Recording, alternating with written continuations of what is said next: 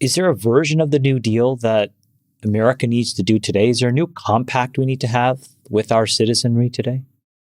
Well, but so there's two things that happen, though. There's the New Deal and then World War II. I mean, so yeah, I think you have to sort of lump them in a way together in terms of the spending profile and why we were spending. And well, I think even in the mid 30s, though, like really before we were engulfed in it, we were cranking like 8, 9, 10% GDP. My point is just that idea of a new social compact, a new set of like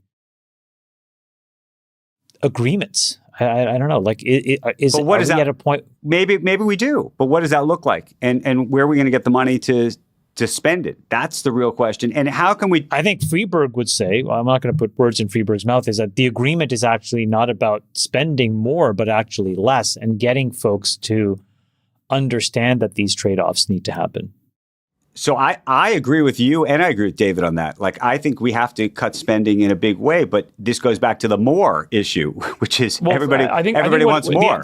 The irony, Sorkin, and I've shared this point of view many, many times, but I think when we made the promise, when the federal government and people who got elected to represent the population in the federal government got elected, they said, we're going to give you an education.